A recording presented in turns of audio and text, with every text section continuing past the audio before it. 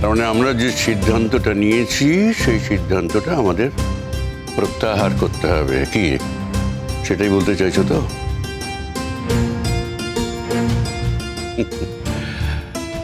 তার কাছে গিয়ে আমাদের বলতে হবে যে সরি, আমাদেরই বলতে হবে, এবং বলতে হবে যে আমরা ভুল করেছি। জেঠুমনি, আমি আমার বক্তব্যটা তোমাদের কাছে রাখলাম। এবার তোমরা কিভাবে সলভ করবে সেটা একটু দেখে নাও প্লিজ। আমি যদি এই মুহূর্তে এখানে এসে না পৌঁছতাম, তার একটা বড় অঘটন ঘটে যেত। যদি এই মেয়েটাকে কলেজ থেকে বহিষ্কার করা হয়, তাহলে কিন্তু আমি রেজিগনেশন দেবো। আমি আমার ডিরেক্টরের পদ থেকে রেজিগনেশন দেবো। অতএব এই কলেজের সাথে আমার কোনো সম্পর্ক থাকবে না। আদি, এই মোহর বসু কে এমন যার জন্য তুমি এত বড় একটা কথা বলতে পারলে? আমি মেনে নিচ্ছি মোহর বসু অদিতি রায়চৌধুরীর কন্যাসম, ঠিক আছে, মেনে নিচ্ছি।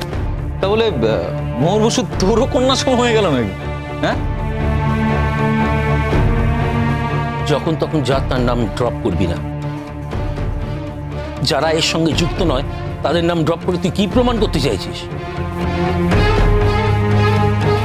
দাদা, আমি তোমার কথার উত্তরে বলছি যে মোহর বসু এ কলেজের একজন স্টুডেন্ট, একজন নির্দোষ স্টুডেন্ট।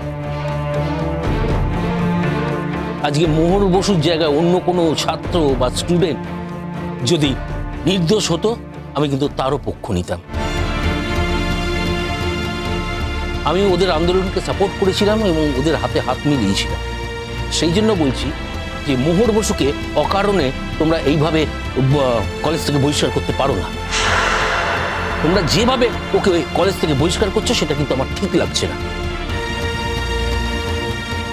আর এই অনৈতিকতাকে যদি আমি প্রশ্রয় দিই, তাহলে কিন্তু আমি নিজেকে কোনোদিন ক্ষমা করতে পারবো না। এবার তোমাদের সিদ্ধান্ত, তোমরা নাও।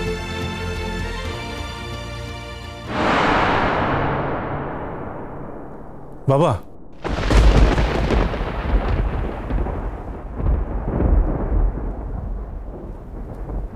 বাবা, মোহর বসু নিজে চলে যাচ্ছিল, তবে এই প্রথম ও কলেজের বিরুদ্ধে কোনো প্রতিবাদ করেনি।